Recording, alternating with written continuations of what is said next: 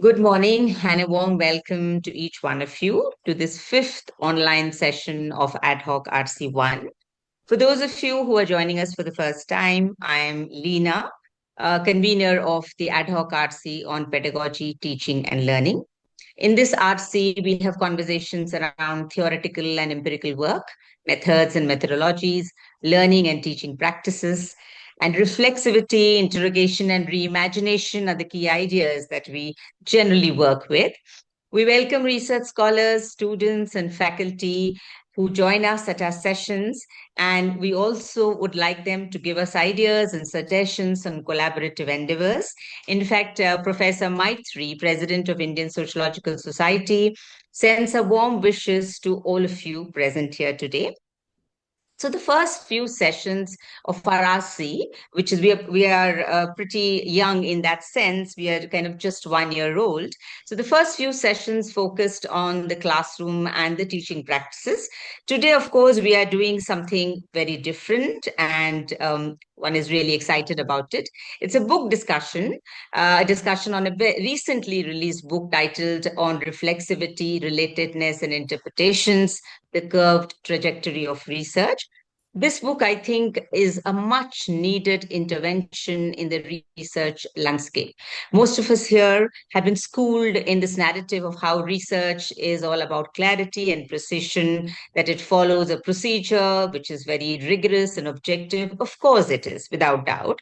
But there are also other aspects that are rarely discussed, right? For example, rarely to be discussed about how the field can be quite messy and fluid, and that there are these contradictions and complexities that one is trying to navigate and engage with, and it's not easy. We are going to discuss this and much more today, and the discussion surely will lead us in that direction. I take this opportunity to congratulate the authors. Two of the authors who have joined us today, Dr. Vasudha and Dr. Roma. Dr. Roopa, who was supposed to join the deliberations today, unfortunately, she is not here because of a family emergency. But I welcome the other two authors. And I also welcome, and I'm elated to have with us Dr. Amman Madan, who will moderate today's session. I will quickly introduce each one of them before I invite Aman to take this forward. Amman Madan teaches at Azim Premji University, Bhopal. His research interests are in education, social stratification, and identity politics. He has several publications to his credit that includes journal publications, book reviews, and 5 books that he has authored. Roma Bhattacharya teaches at the Department of Sociology, School of Humanities and Social Sciences at the Gandhi Institute of Technology and Management, popularly known as GITAM University, Hyderabad. Vasudha Katju teaches at the Kautilya School of Public Policy, again at GITAM University, Hyderabad. Roopa, of course, who could not join us today, is of course she teaches, and Roopa is also a part of our RC on pedagogy, teaching, and learning, and she teaches at the Department of Liberal Arts, Humanities, and Social Sciences at Manipal Academy of Higher Education at Bangalore. And I must mention this that Roopa has this whole thing, in fact, has been put together by Roopa, and she was very excited and enthused about this program. But I'm sure we were hoping till the end that she could join us, but I'm sure she will catch the recording sometime later. So very, very happy to have you all with us. May I invite Aman to take this forward? And Aman, my apologies for this little bit of confusion that happened in the morning. So sorry for this. And may I now invite you to take this ahead? Thank you. Thank you. And yeah, it was a bit of a mix up. I should have read the Zoom link more carefully, I see, because there was a time given in the Zoom link. Yeah. And whereas in my mind was the earlier time we had discussed, but at least I could make it. And I'm quite looking forward to hearing both Roma and Vasudha speak about their book. And I'm also looking forward to hearing the comments of all the people over here. What do they have to think? Now, this book, as you rightly said, is a very special book. I have not seen in India any book in which people who were doing their PhDs begin to reflect upon the complicated process of doing research. So this is very unusual for such a thing, and yet this is very, very important and much needed, because uh, just talking about the methods of doing research in the usual clear-cut prescriptive way is fine. But what do people actually go through when they are doing it? That's what I look forward to hearing from the two speakers for today. Unfortunately, Roopa, because of a family emergency, actually, has not been able to join us, but we have two people here. Before we turn to them, I'll just quickly mention one more thing, which is that, see, this is the problem of the sciences as well, natural sciences, but it is particularly a problem of the social sciences. How does one do research? Is very complicated. It's not doing research in physics is actually the easiest. More complicated is chemistry. Even more complicated is biology. You're dealing with living things. And now you're in social sciences, we are dealing with people who have consciousness, who have feelings, who have emotions. It's much, much more complicated. And this is why we are still struggling. The kind of simplicity which physics offers, we don't have in the social sciences. It's much more complicated. It's much more rewarding also, because actually these are the most important questions of our lives are in the social sciences. The uh, uh, the underlying idea of the kind of things they have written about in the book, and which we hope to hear from them now also, is that we are paying attention to reality. Yeah, we are paying attention to reality. It's not necessary that we capture reality. Nobody can capture reality, but we are paying attention to reality. I want to underline that this is different from other ways of thinking. For example, we have a number of texts and narratives and compositions in India which have a lot of things to say about human beings. You have the Mahabharata, you have the Ramayana, you have the Heer Ranja as a Sufi composition, which has a lot of wisdom about human beings. There are many such things. But the social sciences are different. They are saying that we are philosophically, this is basically what is called a naturalist approach. We are talking about human beings in this world. We are not bringing the supernatural into it. Of course, there are all kinds of moral questions, and which is the richness of the social sciences. We are about moral questions. Ultimately, we are basically about moral questions. The But these moral questions have to be sorted out by looking at people around us, looking at ourselves, thinking about ourselves, understanding others, understanding ourselves. This is different from other ways of thinking about human beings. And we have to pay attention to this.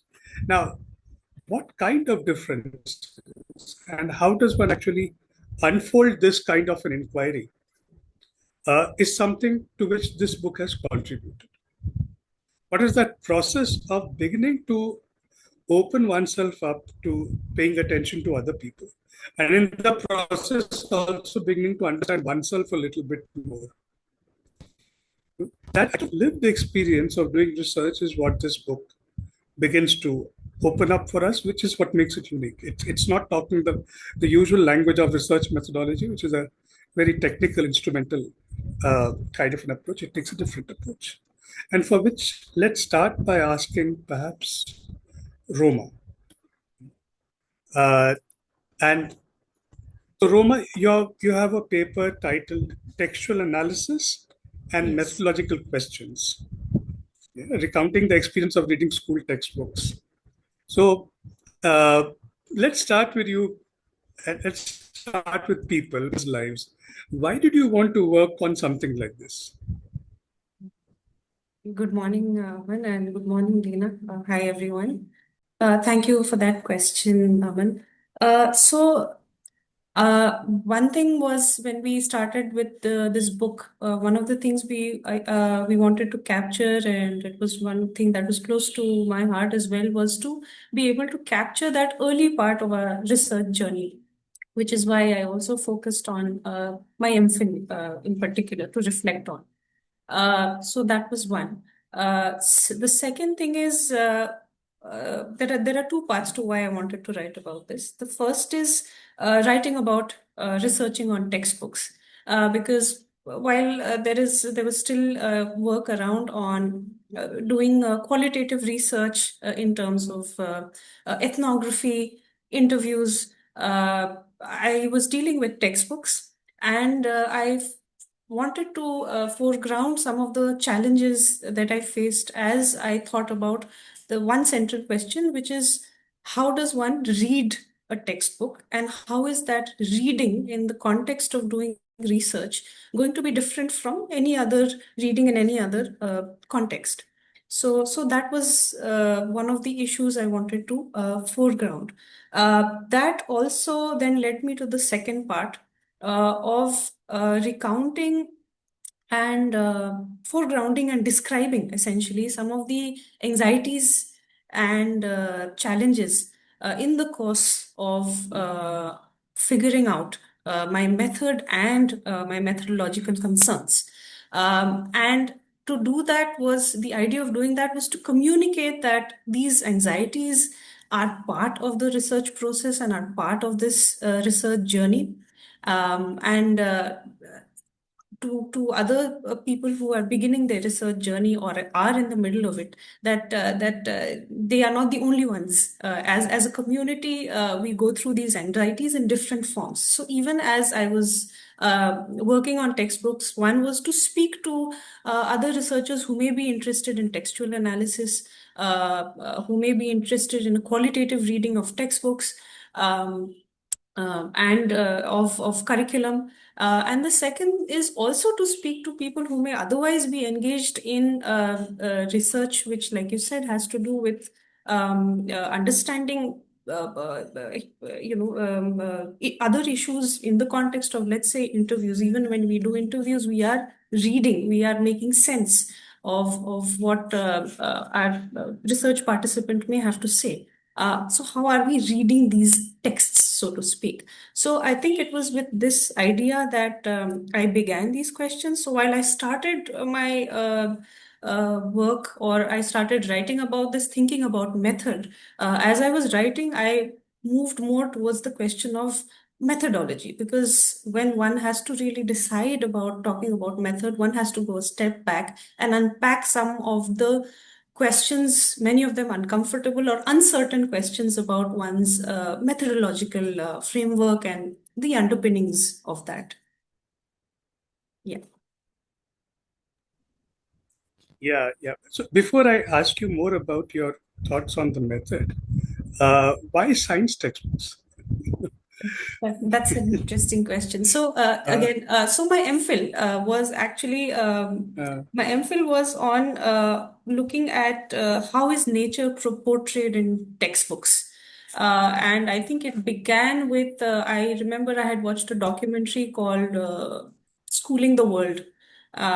This is a very old documentary, probably I think it's a 2010 documentary, which spoke about how education frames our ways of thinking about the human nature relationship.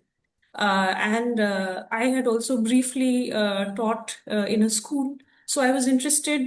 So the centrality of the textbook was something that was evident to me. And therefore, I wanted to also understand, therefore, this question of human nature relations, propped up for me in the textbooks. And science textbooks in particular, when I look back and I reflect, it's also because as a student who only studied science till the 10th grade, I think I had also developed a certain I was intimidated fairly by science to feel like a non-expert. But given that we study science for such a long period of our lives in our formative years, that was what pushed me back into looking at science textbooks. And I was interested in the question of looking at science through a social scientific perspective. And that also had to do with the kind of reading that I was doing around science technology studies, etc. But I think the deeper question was, for me, was dealing with something that I was not completely comfortable with. So that also had to do with unpacking where exactly my discomfort lay. So I think that is why I picked on science textbooks. Yeah, thank you. That was very interesting. And doing social science research as a way of also dealing with one's own discomforts with science. And that was what gives you the motivation to try to understand what is happening in science teaching, in science textbooks. You mentioned that this raised a lot of methodological questions for you. Yeah. Would you tell us a little bit about what kind of methodological questions you had to encounter? Sure. So when I started thinking about, okay, how do I really read these textbooks? The kind of work that was around was, for instance, content analysis of textbooks. That was one of the very popular methods that one saw out there. And there was also qualitative work around the analysis of history textbooks. But there wasn't a lot happening in the area of science textbooks in particular. So that was the first area of challenge that I encountered. So while I was reading, looking at work on content analysis, what stood out for me was it took me back to a more fundamental question of what is it that I really want to do? What is the purpose of doing this analysis? Do I want to look for causal explanations? Do I want to say that this is the frequency of words? Let's say through content analysis, I'm looking at the frequency of themes or I'm looking at the frequency of words. Is that where I want to stop? Or do I want to look at meaning making? Do I want to look at context? So so this was not merely a question of a quantitative versus qualitative approach. I think it was a deeper question of the centrality for me of understanding. What is it that I really want to do when I'm reading a textbook? And that is when what opened up for me was the idea that how do I look at a textbook as embedded in a social situation, in a life world. And a life world here would mean the student's life world, the learner's life world, as well as my own. So it was these questions of different layers of understanding and contexts that cropped up for me in terms of methodology. So one set of questions, therefore, could be what is understanding and then what is explanation? Do I merely want to look at a cause and effect, or I want to come to a certain generalization? Do I want to perhaps go one step back and look at the question of interpretation? Okay. That's okay. So the methodological question for me was one, of course, is there really a contradiction then in terms of what is it that we're trying to do in terms of understanding? And is understanding then really opposed to the question of explanation? But rather, one would say that I wanted to reach to a point of understanding the text in terms of the situation in which it is embedded. How is the textbook being read? What does it communicate to the learner? So, which is also why one part of my MPhil work was on understanding, looking at how students read these textbooks. What is the place of these textbooks? I do not reflect so much on that in this chapter, but on what the textbook was doing for me in the chapter. So that particular methodological question also led me to the other part. Okay, if I'm reading this particular text and I want to do a qualitative analysis, what was also working in the back of my mind was how do I ensure that this is how do I ensure the standards of reliability, the parameters of reliability and validity?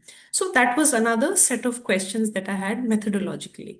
And what that led me to reflect was uh, we do have, just because we are doing interpretative work, or this is what we may understand in the larger ambit of qualitative work, it will have different standards from quantitative standards of measurement, but it will still have certain methods of validity.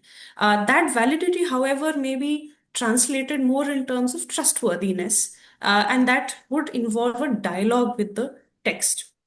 It would also involve a certain level of dialogue with the learner as well as with myself. So these were two sets of questions of methodology that came up for me. One was, what is it that I want to do in terms of when I'm saying I want to do a qualitative analysis? I want to engage in interpretation. What is that interpretation going to do for me? What is the meaning of the historical and social context in which I want to read this text? So it's not merely externalizing that, in terms of looking at what is the context, the political context in which this textbook is being read, but also looking at it in terms of what is my position right now as a researcher as I engage with this textbook. What questions of bias and subjectivity can I foreground as I read these textbooks? So I think these were some of the questions that were important for me methodologically. Yeah. Thank you. Again, very interesting things, and one should read your paper to better understand your stance on these. One of the things you're saying is that uh, you're acknowledging and putting upfront the idea that you as a human being are looking at these texts. So one has one's biases, one has one's preferences. And the process of reading those texts cannot happen without weighing these things within oneself, and working on that. And at the same time, you're saying that the problem of reliability, the problem of validity of interpretation is still there. And now, when one is working with as a conscious person, historically created, socially created, without claiming perfect truth, how does one now think about validity or reliability? The two basic ideas of methodology. Okay. Yeah. So very interesting things you are trying to, very important questions you are posing. The so when you did spend time thinking about these, you read a lot of things I can see about methodology itself, about how to interpret texts.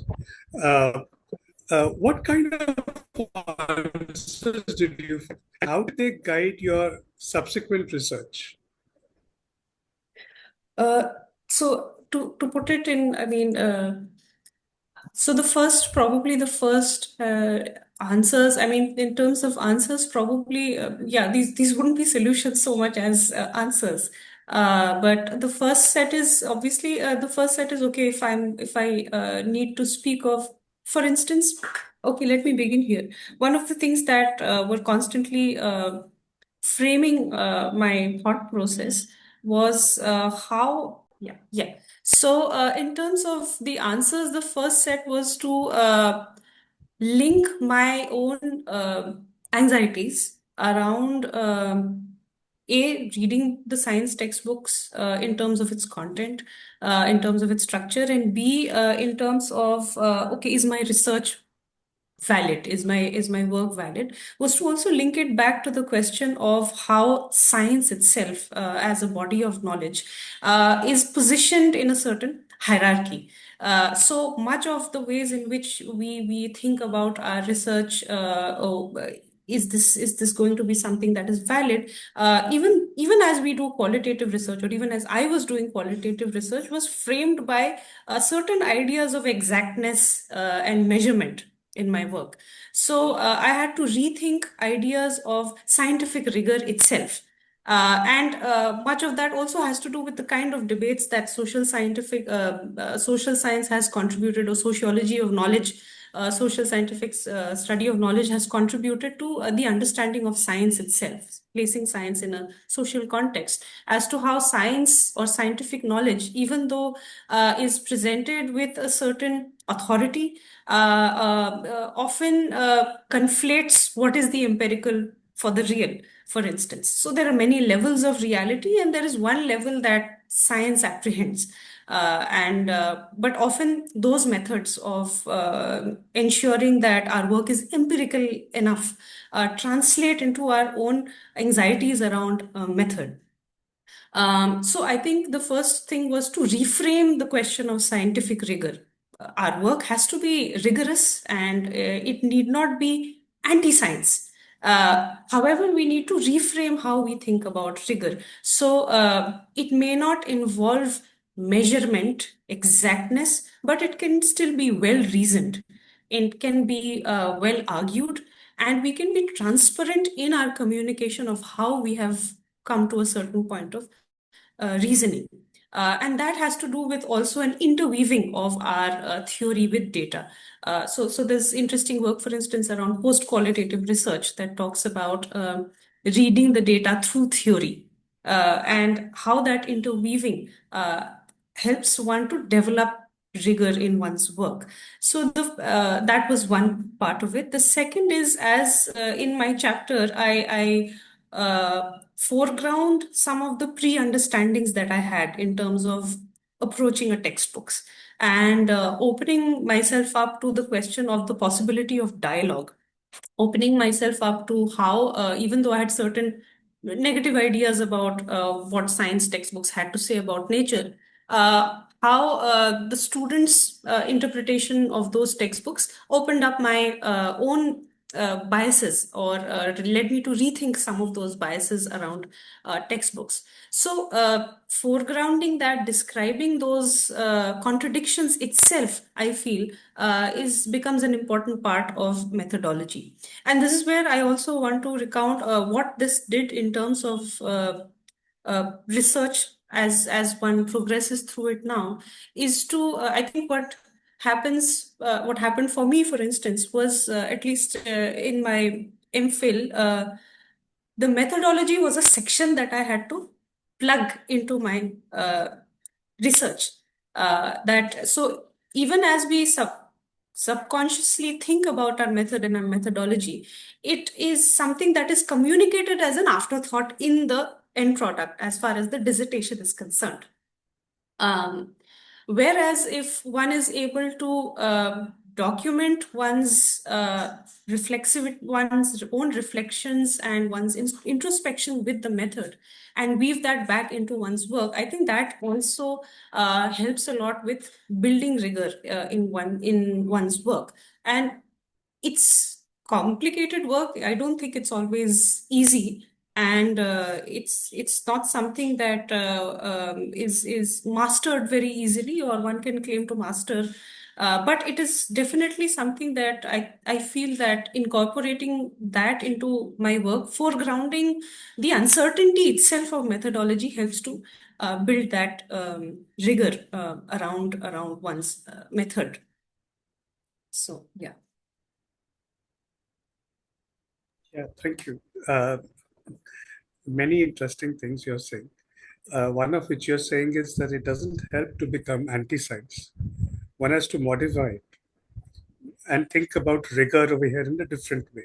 You're still concerned with rigor and you're still worried about it, but it has to be different over here. And you're also pointing out that we have to find ways of interweaving theory with data. And this has to be an ongoing process of reflecting on one's theory, reflecting on one's data. Together, we have to think about it. And as you nicely put it, we can't have methodology as a separate chapter to plug in away. It has to be an ongoing reflection as to how does one justify whatever one is interpreting out of a situation. And you are talking about the importance of checking with the people you're talking with, the dialogue you're talking about having with students over there. It's very interesting. Yeah. So what we have with Roma is a lot of very careful reflection upon the process of doing research and doing research on textbooks and what students are making out of it. Let's turn to the other author we have over here. There are 7 authors, but we have only 2 over here. Let's ask Vasudha now. Now, Vasudha has a very unusual paper. So I keep using the word unusual. There are several things unusual about this book. This is a paper titled Writing, Research and Communities, a group discussion. So, Vasudha, this is a very interesting paper where you're actually talking about a group discussion which you and 4 of your friends had. And these were Suraj Berry, Roopa Rathnam, P. Ambedkar, and Kiran. And you had this while you were doing a PhD. So why did you want to write about this group discussion? When we were in the process of thinking about the book, thinking about research and what we wanted to share about research, it made me think of writing because I was thinking of writing as part of research at that time. One of the things which is very striking about research is about writing is that it is something which we all have to do. It is an important medium of communication in academia. And yet it is not something we're always trained in. We don't always get a lot of training in this uh, as we're trained in other parts of research methodology, say. And I felt like that is something which gave rise to a lot of worry and fear and anxiety amongst people which had not always a lot to do with whether they were confident about their material. But the lack of confidence came with writing about it, or for some people speaking about it. So that was something which was um, very worrying for I could see, amongst my peers that your material really well. You're not confident about writing about it. You're not confident about going to a seminar or presenting your paper in a conference or something like that for a variety of reasons. The uh, but writing is one of them. And I think for me, this book became an opportunity to explore that. It became an opportunity to inquire more from amongst people I was seeing every day. I was working with, these were my colleagues in my department, other researchers. And we had conversations about many other things, but writing wasn't always one of them. The group discussion format became one that I could use to explore these topics. So these are people who I invited to be part of this group discussion. I drew up a concept note. We put together some questions. We had one meeting just to talk about it, to talk about the questions, to get their sense of the themes that it would cover. And then we had another meeting to actually have the group discussion that was recorded and transcribed, shared amongst the respondents, and then taken forward. So I thought that the group discussion format lent itself to exploring something around which at that time I couldn't find a lot of material in the Indian context in terms of how do researchers think of themselves as writers. And so it became a way of getting into people's thoughts without doing a formal study, without, say, randomly sampling people from another university, going through that formal process. But it still became a way of engaging with the process of writing in our lives as researchers uh, in a way that could touch upon some very general, very understudied things. And it felt fitting to me to make the paper a transcribed group discussion, the way that I'd seen papers that were transcribed and edited interviews, for instance, where I provide some context and some of the themes uh, that are coming out of that discussion. but also the voices of the people who are actually in that process, who are in the group discussion, who are talking about the writing, those voices come through very clearly. So, yeah, why a group discussion? Because it seemed to fit these kinds of, it seemed to fit into this kind of an aim that I had.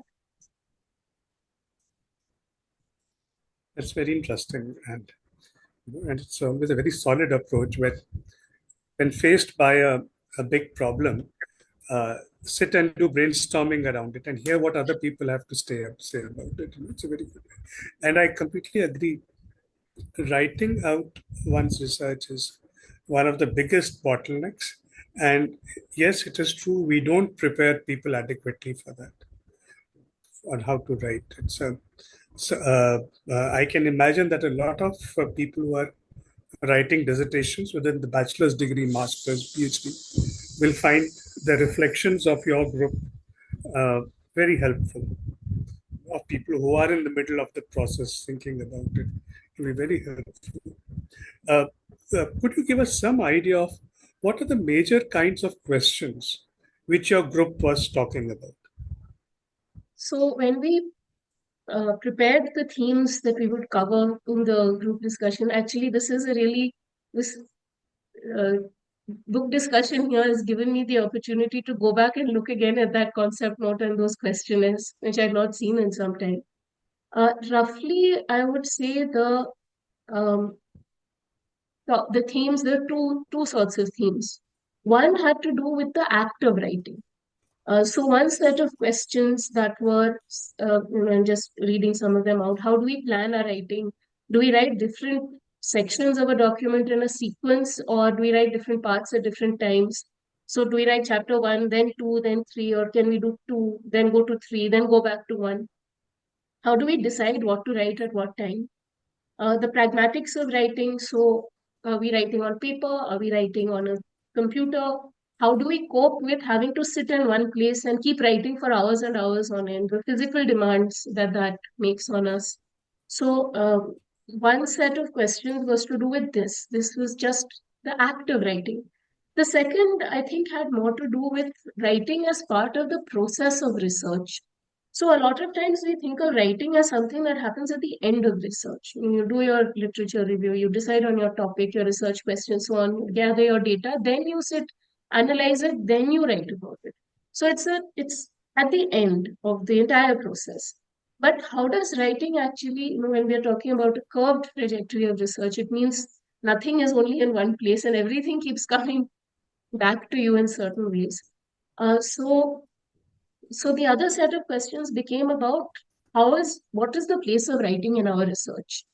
So there were questions around things like interpretation. How are we interpreting what our respondents are saying in order to bring it into the written product that has to, represent that work. So again, our writing cannot capture all the nuances and details of our field experience. We omit part of the field experience. We have to give a voice to our respondents' expressions and make them legible. What gets added to and lost from the field data in the process of writing? Um, the other thing became, when we're writing, what parts of our research process get revisited? So if I'm writing my research, does that mean I'll revisit my theory section, revisit my literature review after I've done my fieldwork? How does writing inform the other parts of the research that very conventionally we might think by that time are done and dusted? Literature review is done, now I'm writing something else. But how does it cause us to go back to those? Then what kinds of anxieties do we have about our writing? For example, what are the worries that our writing will not be academic enough, anxieties about language and whether we are fluent in the required medium? And another question that we looked at was, what kind of support do we need for our writing? Do we have for our writing in terms of feedback, sharing our work with others, and giving and receiving comments and suggestions? How do we incorporate those into the written piece? So, like I said, these were roughly covering two areas. One was the act of writing itself, and the other was the process of writing uh, as part of the process of research overall. Yeah, no, thanks a lot. Very interesting questions. And I'm reminded of what people who work on literacy and writing, they say that it's actually when one writes that one begins to think. Not necessarily, but very often it's when one is forced to, okay, now put it together into sentences. That's when ideas begin to be checked, integrated, extrapolated. And yes, unfortunately, we don't prepare people enough for this. So one has to go and just actually go and do it and learn on the job. The uh, if I may ask you then, so what did your group? I mean, what were the ideas that your group came up? That okay, this is how to do it. What if we were to ask you, what are the advances that your group made in understanding this whole process of writing? What would those be? So I think in the process of the group discussion, there were certain parts of the themes that I've just articulated that were covered more than others. And I think the part of the writing as part of the process of research came across much more strongly than say the acts of writing. That was somehow much less touched upon, and in fact, uh, some of that is in the transcript is not even part of the published chapter, because the way that the chapter was edited, a few of those elements were. So, for instance, one of our discussants said that when they're feeling stuck on something, when they're feeling stuck with their writing, they can't type. They find it better to take a pen and paper and write down. And that resonated so much with me because that's something that I also end up doing. When I'm feeling stuck or when I have to start something, it's easier to do it by hand than to do it on. But those are things which were much less discussed in the group discussion and ultimately, unfortunately, didn't find their way into the final transcript, which had to be shortened a lot for reasons of space. In terms of what were the kind of conclusions that we had, I don't think we came up with any concrete answers, as much as we kind of got a sense of other people's takes on something we were all sort of dealing with. And I think what emerged from that, the valuable thing for the participants was, and for me, was that opportunity to reflect. One of the respondents, in fact, said as much that we had an opportunity to reflect on writing, which we don't always get to do. And so that was it was very valuable to have that time and space. But I think the other thing which kind of came out of this was people sharing their experiences of writing that were very different from others in certain ways, similar to others in certain ways, and thinking about certain aspects of writing that we don't always think about. So, for instance, a lot of times when we're thinking of writing in our respondents, we're thinking of ethics. Should I anonymize respondents or not? How should I treat my respondents ethically and responsibly so that they don't come to any harm through what they've said that's reflected in my material.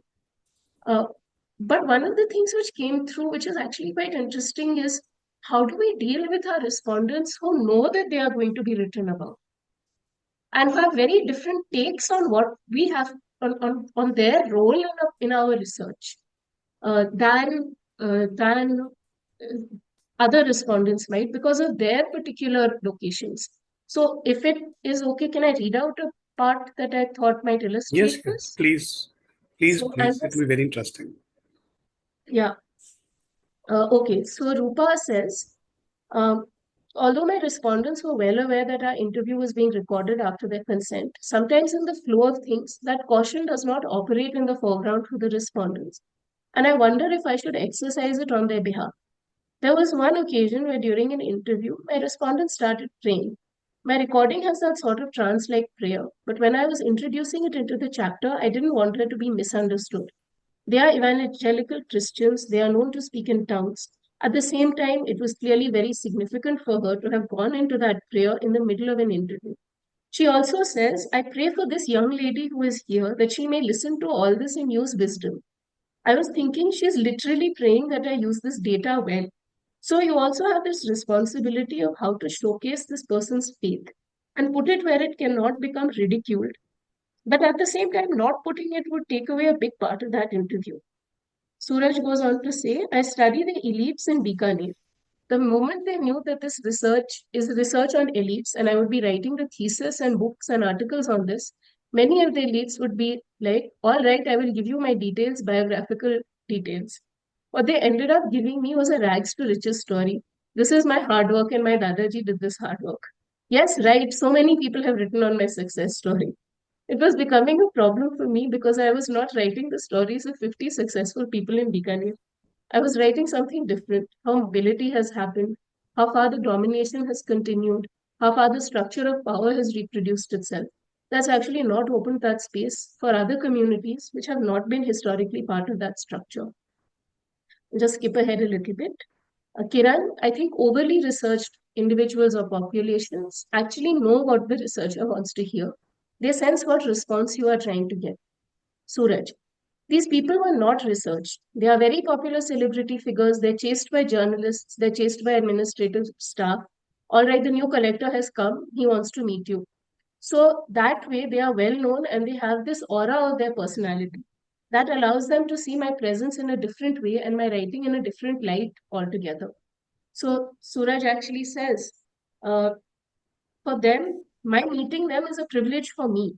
So they say, you will write a research, you will get a doctorate degree, you will become a professor. What is my benefit? Why should I give an interview to you? You will become important and popular because of my response and talking to you in that particular interview. At the same time, uh, there are persons who are placed in other ways. So my comment in this. Some of the women's groups that I interviewed had been studied very often. Many people have written about them. They themselves write about their work. Sometimes on the day I visit them, there will be another girl also interviewing them. So they'll say, both of you come on the same day. It will make it easier for us. They are very public in other ways. They write reports. They organize protests and demonstrations, signature campaigns.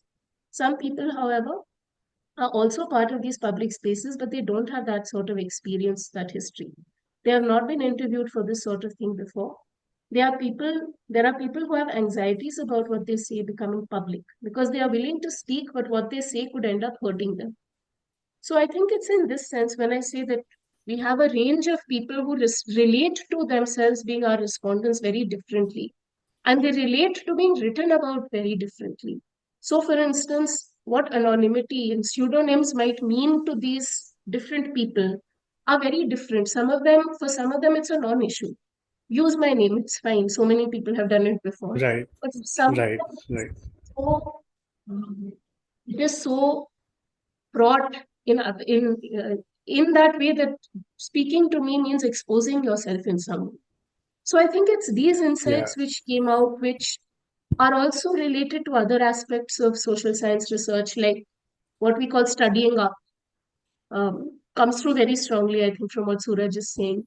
I think those were not the findings, I would say, but just those, since I yeah, I wanted to get. explore, this is Yeah, what yeah. came. Yeah. No, that's very interesting, and uh, it reminded me of what a physicist friend of mine said to me when I was just in the early years of trying to write. He said, "Look, the writing is not difficult. The figuring out of what to write, that is the difficult part. Yeah. The writing to ho jata hai. But what do I write? And this thinking through of the relationship with the respondents, what kind of argument do I actually want to make? What are they saying? What am I looking for? Sorting that out, and then asking what kind of an argument will be a valuable argument in my Mhm. discipline. Mhm. That is what takes a lot of time and effort, Mhm. and when one is compelling oneself to write, then one is actually pushing oneself to make those arguments, and it's a iterative process. It's going back and forth, and one has to keep checking, and the art of writing is the art of rewriting, actually. That's what one is doing for the. Okay, so I think with an eye on the clock also, and also that unfortunately we started a little late.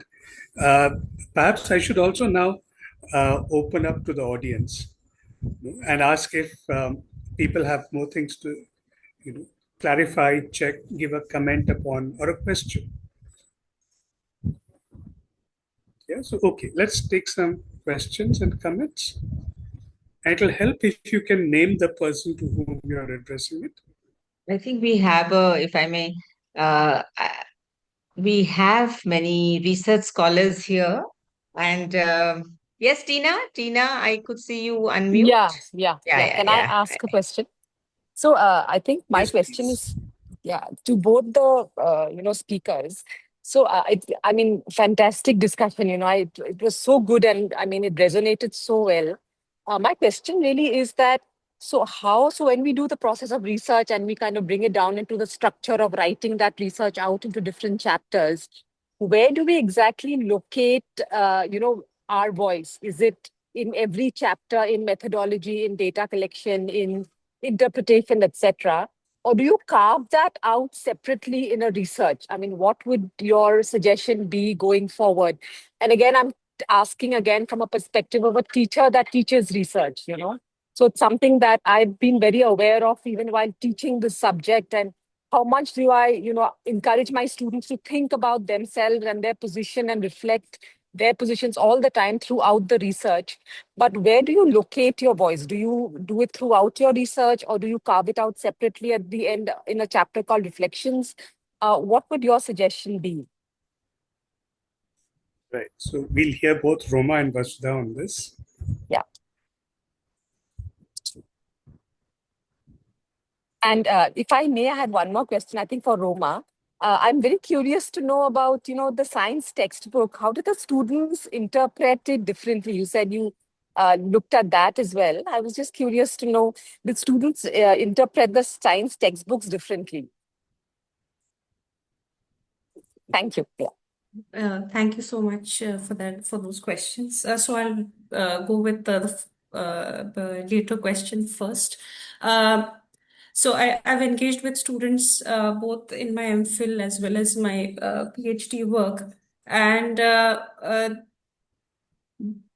engagement with the textbook is very interesting. Students themselves are quite self-aware of, I think, the position that science occupies, and they're also aware of what was interesting because I was working on NCERT textbooks.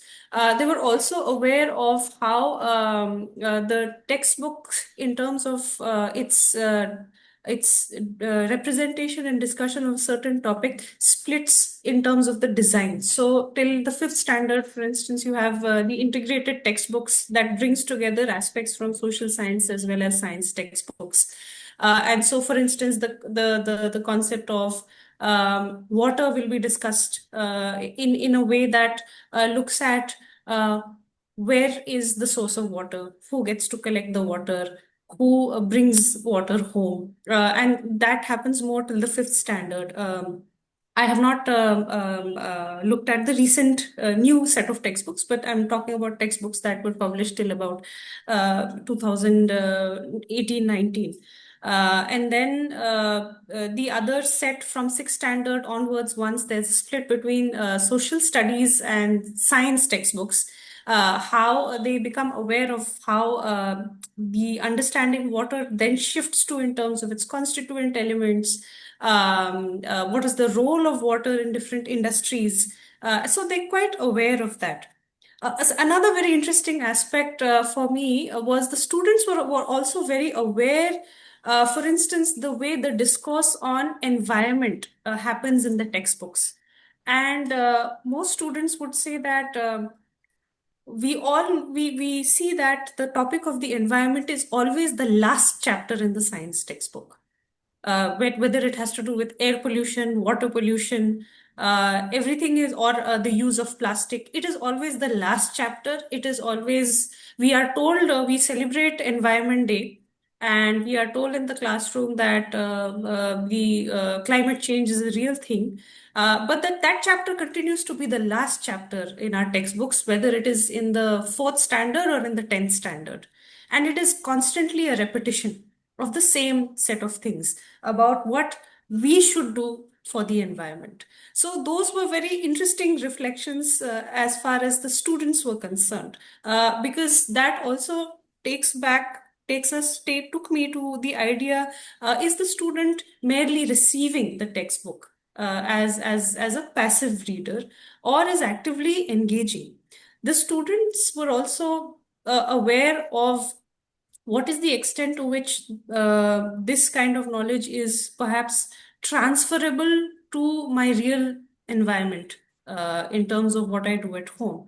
They were also aware of what parts of the textbook are important as far as assessment and entrance exams is concerned, why the teacher tends to focus more on certain topics. They may be interested in practical exams, but because of the nature of assessment and the nature of the structure of the curriculum and forms of evaluation and assessment, how a lot of activities that are part of the textbook often get relegated to perhaps the end of the semester and so on. So these were again very interesting reflections in terms of how students looked at the science textbooks themselves. They understood its centrality, but they were also interested in the way that the textbook is designed, how it works, what topics are placed at what stage in the textbook. So those were again interesting parts of the research. Right. Yeah, the second question about voice. So it's again a difficult question because I think art. I think the training that we often have is one of we write often in passive language. This has been the process. So the I writing, I did this, I decided to interview these students. We often write 30 interviews were conducted. So I think Right. the just perhaps a shift in the use of voice can also be one of the ways one starts to begin or starts to think about voice, writing one's voice into one's work. And I would say that I think it could work both ways as a reflection towards the end of the thesis. But if one has to work through methodology, work through the integration of theory and data, one has to, I think, then interweave one's voice in each and every stage. And I think perhaps one way of doing this is thinking about how we write in terms of the language itself. Because if writing itself is a process of thinking, then perhaps thinking what voice we write in might also help open that up for us. Yeah, absolutely. Thank you. Vasudha? Yeah, thank you for that very interesting question. Yeah, so I think this question of where and how do we locate our voice, as Roma says, some ways in which that comes across are the ways in which we're familiar as writers. Do you write I or do you write, and there are places where there are traditions of writing where that is not considered objective and so it's not considered acceptable, though those of course are changing. So there are a few negotiations to be made there. Do you write a separate chapter? Do you write so I remember for my MPhil, my supervisor asked me to write a reflexive preface to the MPhil, which explained my position in this in certain ways. But I would say that the question of how do we put in our voice is a question of the choices that we make. Some of these are choices that we've discussed in terms of do you write in first person or third person? Some of these are questions in terms of do you write yourself out of your chapters or into your chapters? So, for instance, how do you describe, say, entering your field? Do you write it as the actor who went into the field, or do you write it as just about the field without you in it? But there are also choices of, there are moving beyond this question of do you write I or we or they. There are other ways in the question in which the question of voice comes out. And I think that two things which may be useful to also think about. One is the recognition that writing your argument is also a way of writing about yourself, a way of putting yourself into the research. And I think that data studies we hedge about writing our arguments. We write X may be seen as such and such instead of writing X is such and such way. We find word choice that skirts, that allows us to kind of take a tiny step into our thesis or our paper rather than a more overt step. So, but but it is our argument. It is the point that we are making. It is our work. All of it, whether we write I or we or they, it is all of it our work. So to recognize that and to be a bit to think about what are the choices we want to make in that sense in terms of the language that we use there. The other way that I think writing, we also come into our work is through tone. And that's not something that often we think about in academic writing because it's supposed to be dispassionate and it's supposed to be objective and all of that. So, where is the scope to be funny in your PhD thesis or to be disappointed in your PhD thesis, something like that? Nonetheless, that also depends on the choice of words and the choice of sentences and the choice of things that we write about and how we write about them. That also leave our reader with that sense of who we are. That goes beyond have we written a separate chapter reflecting overtly on this. These are also ways in which our voice and parts of ourselves get put into our work. How strongly they get put in depends on many things, including how confident we are, all of those things. But a lot of it manifests in these things, in how strongly we communicate our ideas, the tone in which we choose to communicate our ideas. That are also tools that we can use to put ourselves in our work that go beyond, writing these separate chapters and the question of whether we write in first person or third person. These, of course, are also very important, but there are tools that we have to go beyond these. Thank you. Thank you. Thank you. So I see that Suraj Berry is also here. Suraj, are you still here? And Suraj was one of the participants of the focus group discussion. Are you still here, Suraj? Would you like to say hello? And would you like to say something about being part of the group discussion? Yes, Please. I'm here. Yeah. Thank you. So first of all, congratulations to all the editors and the people who have contributed chapters to this volume. I really remember and enjoy the discussions we had in while you were conducting interview, particularly for the chapter that Vasudha has written on writing. And particularly this whole idea of writing in a particular social, cultural, political context has become much more obvious than what we were and some of us were thinking during 2016-17. Particularly today, if you see how writing even a public post, Twitter post, Facebook post, has implications, particularly for intellectuals. So I would ask, like, just a reflection that since this book is already out, how do we see something about silences that the author is not able to write? Silences not in terms of the limitations of the argument or particular question. I'm referring to silence in the way in which the author is aware that we need to not write about certain aspects of the kind of understanding we have developed through fieldwork. So, how do we look at these silences in our writing, which the author is very much willing to, but not able to articulate as such? Yeah, thanks, Suraj. And with an eye on the clock, Vasudha, if you can also cast an eye on a question by Tirthankar in the chat. And let's keep that as our last question.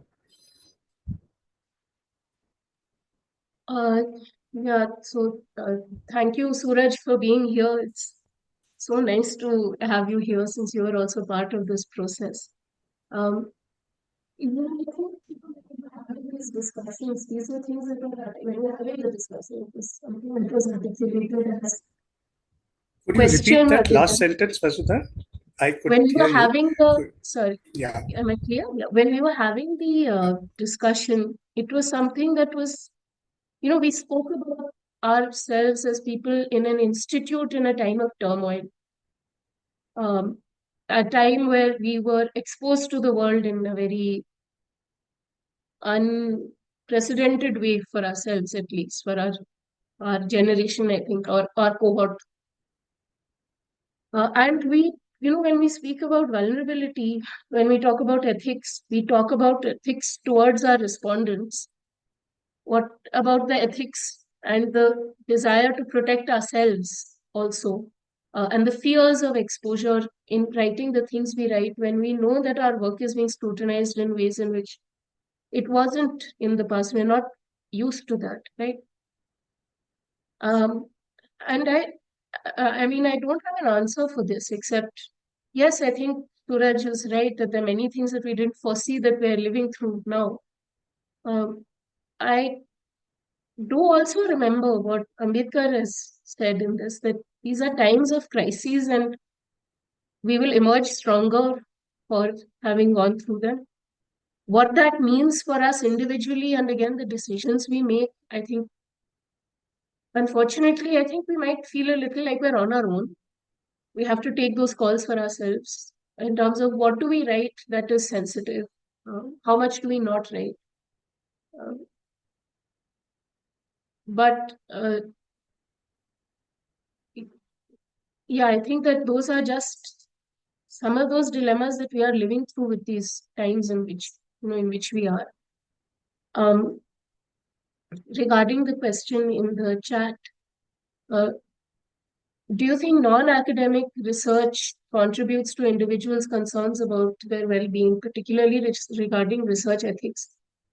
I would imagine that for the person being researched, it may not matter whether you came from an NGO or a university or a government survey if you treated them badly. Those distinctions might not be relevant. It might make researchers in general seem like an exploitative lot. Yes, that's the dilemma.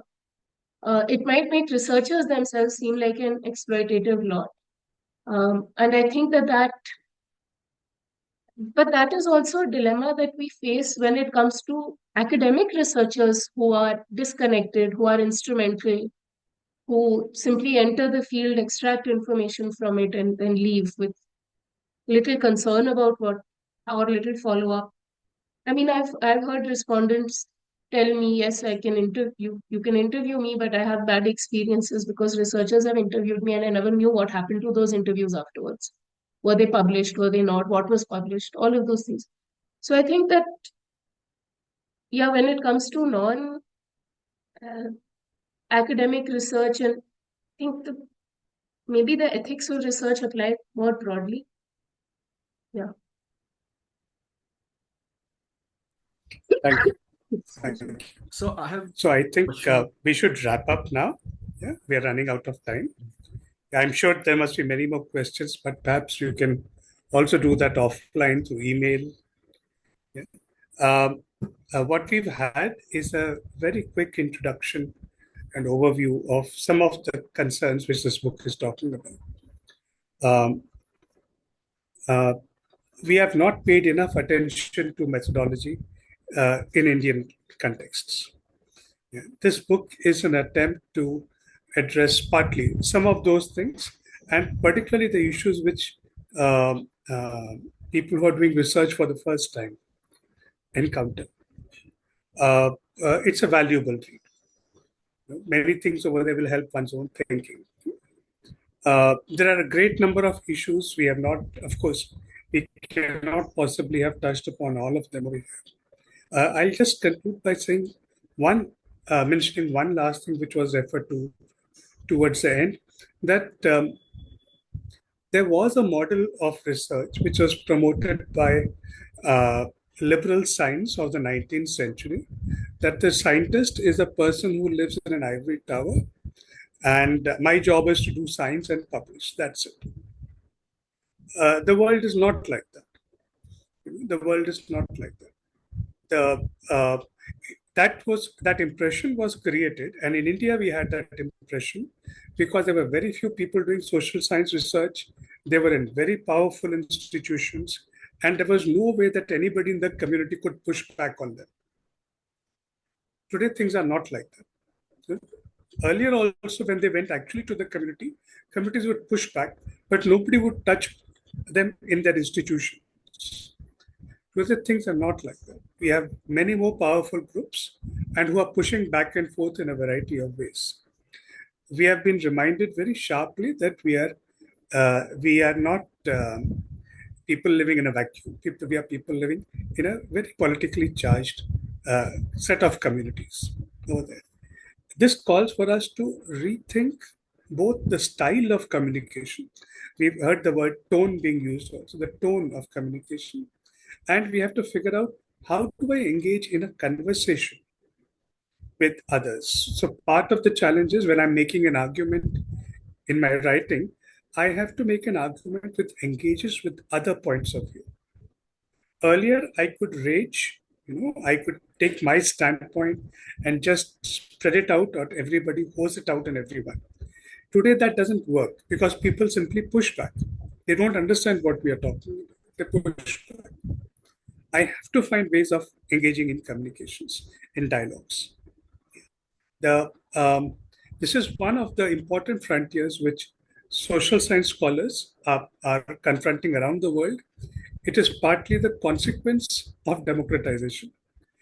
Earlier, we were a small ivory towerists, number of ivory towers who were doing things. Now we are not that far away from everybody else.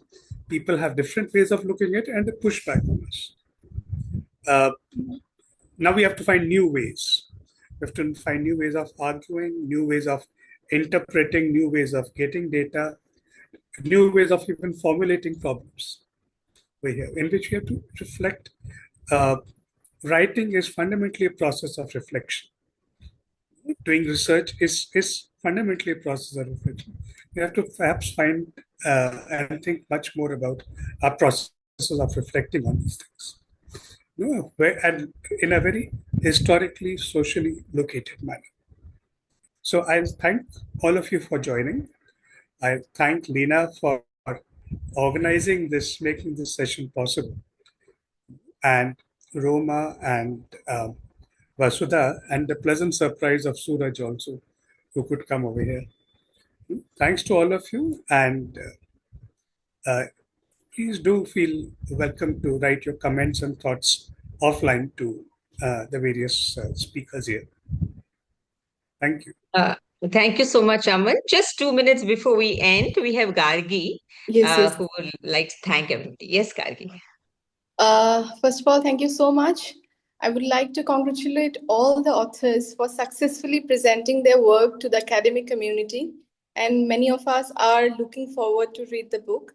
Then I, on behalf of the ADHOC RC1, would like to thank the Indian Sociological Society for continuously encouraging and supporting us to undertake various activities to reflect upon pedagogy, teaching, and learning.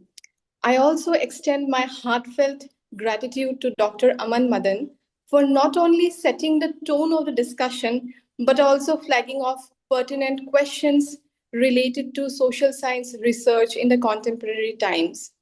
I would like to thank both our resource persons for today's discussion, Dr. Roma and Dr. Vasudha, for giving us an insight to their work, their journey, and how to overcome the bottlenecks that we encounter while doing research. Finally, I thank all the participants for being with us and reflecting on pertinent questions, issues. We will be glad to have you all with us on board on our all our upcoming endeavors. Thank you. Thank you so much. And I think Vasudha and Roma, there are many other questions in the chat box. So what I'm going to do is I'm going to connect the scholars. These are research scholars. I'll connect them to you. And one of them very nicely writes that this book is going to be my best friend during my research work. I think that says it all. So thank you so much to each one of you. Bye-bye and take care. Thank you for having us. Thank you. Thank you for having Most us. welcome.